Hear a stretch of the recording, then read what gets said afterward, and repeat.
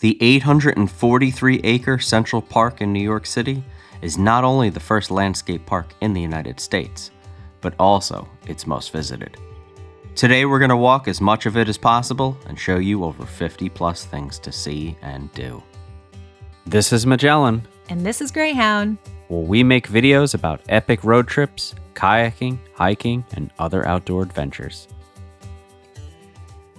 With 59 entrances and 58 miles of walking paths, there's no wrong way to explore Central Park. But if you're interested, we're going to leave links in the description from our route today. Our first spot is the Grand Army Plaza at the southeast corner of the park, where you'll be greeted by a gilded bronze monument of General William Tecumseh Sherman and a statue named Victory, after the Greek goddess Nike. Next up is the Pond, a tranquil body of water with the Hallett Nature Sanctuary across the way and views of the Gapstow Bridge, which we'll cross in a little bit. On through the Inscope Arch we go, one of 30 ornamental arches in the park built to reduce pedestrian and vehicle congestion. This is the promenade outside the Central Park Zoo, the smallest of the New York City zoos at 6.5 acres. And this is the Arsenal, a building that predates the park itself and contains a copy of the Greensward Plan, the design by Frederick Law Olmsted and Calvert Vaux for Central Park. The Delacorte Clock, featuring statues of animals playing instruments, rotates every half hour to the sounds of bell music. Now we're going to head back and over the Gapstow Bridge, made of schist, and providing plenty of scenic views and photo opportunities. Nearby is the Wollman Rink, which hosts many events in the summer, including pickleball, but is largely known for its ice skating in the winter months. With its red brick vault and sandstone trim, the Driprock Arch intersects with Center Drive and a former bridle path. This is Heckscher Playground, Central Park's largest and oldest playground.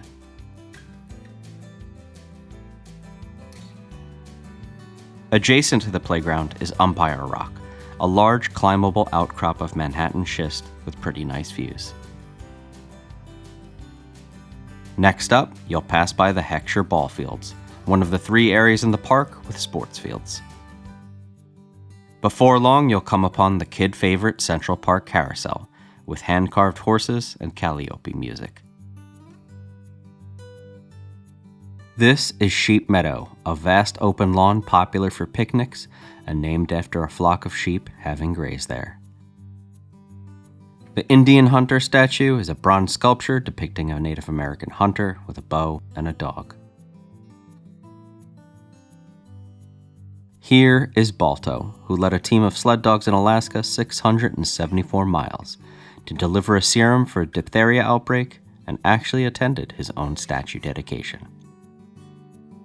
And here is the Billy Johnson Playground, which features a kid version of the Gapstow Bridge. Our next spot is the Literary Walk, featuring statues of William Shakespeare, Walter Scott, Robert Burns, Fitzgreen Halleck, the women's rights pioneers, and definitely the odd man out, Christopher Columbus. The Literary Walk is part of a greater promenade called the Mall, a wide, iconic pedestrian walkway lined with American elm trees on both sides. Now, you may be thinking, oh, Bethesda Terrace is next, but we'll circle back to that. For now, we're headed to Tavern on the Green, which unfortunately was closed for construction due to the New York City Marathon. This is the 7th Regiment Memorial, a Civil War monument honoring New York 7th Regiment soldiers. Strawberry Fields is a memorial and 5-acre landscape dedicated to John Lennon, where many come to pay tribute to him at this imagined mosaic. This bronze larger-than-life statue of Daniel Webster commemorates the American statesman and orator. This is the lake, the second largest body of water in the park. It's nice for a stroll or a row in a boat. And that's the Victorian-era Bow Bridge, a cast-iron ornamental pedestrian walkway popular for wedding shoots. Cherry Hill is known for its cherry blossoms in spring. It's fall right now, and this fountain. And now we return to Bethesda Terrace, a grand architectural centerpiece with intricate stone carvings and stairways. Head down and check out the Bethesda Fountain, also known as the Angel of the Waters, and definitely get another peek at the lake. This is the Central Park Boathouse, a lakeside restaurant and rental facility for rowboats.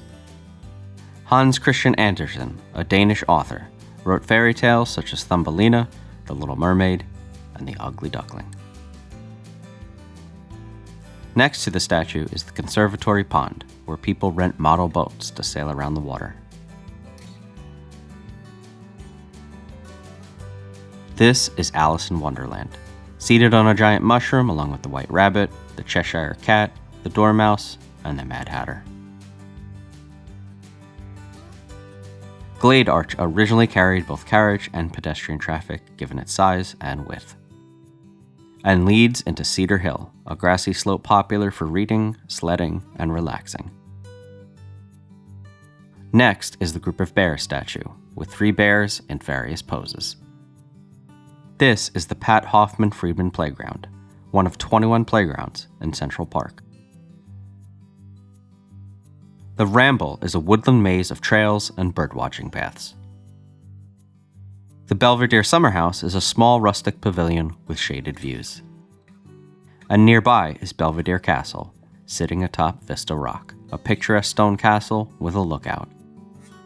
Look out and you'll see Turtle Pond, which contains 5 species of turtles and is great for picnicking. The Shakespeare Garden, which contains flora mentioned in his works, was unfortunately closed for repairs. Nearby is the Delacorte Theatre, an open-air venue for performances, and home to the annual Shakespeare in the Park. This is the Great Lawn, a vast oval field for concerts, sports, and large gatherings. And yes, the Metropolitan Museum of Art is actually located in Central Park, although you've got to swing out to Fifth Avenue to enter. Inspired by the nearby Met is the ancient playground with its Egyptian theme.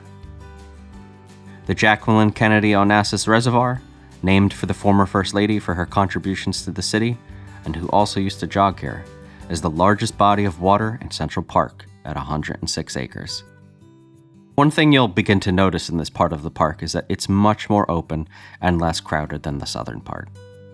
Yes, there's less things to see, but if you're looking for more quiet, this is the place to be. This is the Safari Playground, whose theme is clearly animals. And this is the Wild West Playground, which is just a few minutes walk away. Like tennis, there's a tennis center where you can pay as you play, or you can get a seasonal permit. The North Meadow consists of multiple expansive athletic fields surrounded by walking trails.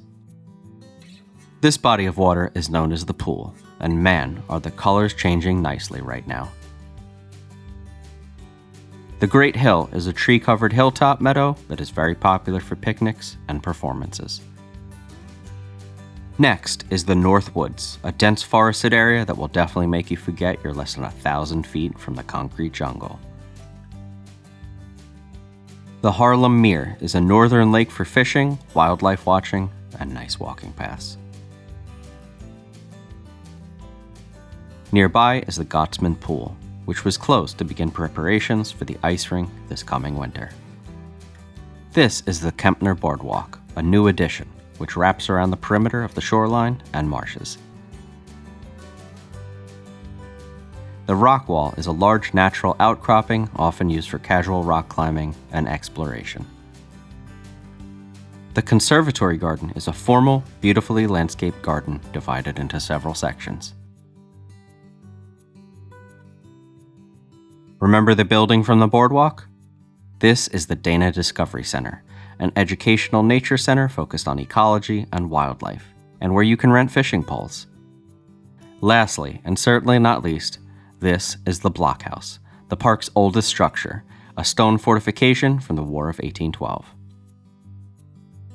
And with that, we've traversed roughly 11 miles over 3 or so hours in Central Park.